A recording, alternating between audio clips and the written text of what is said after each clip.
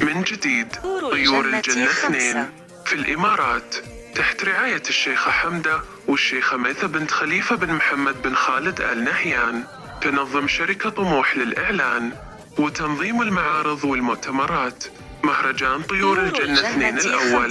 في أبو ظبي بمشاركة النجوم طيور الجنة 2. من نسعى لما نشوف البابا يا من أشرف يوسف يا من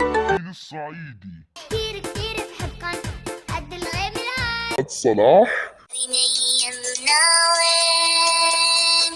وين قضينا ديما بشار انتو والله حبابي اهل وعز ويدي وناسي سلام قداد يا ابطال شدوا الايادي يا ابطال شدوا الايادي أبي الشعراني يلي بيفوز او ما بيفوز كلنا بنظل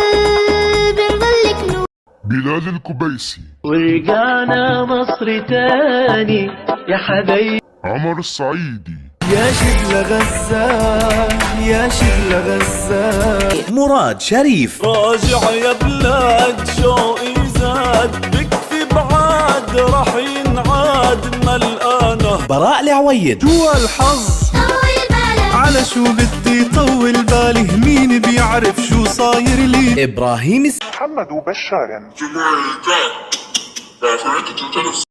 عمو مجاد هشام ولد حارتنا الايد بايد ازرع حارتنا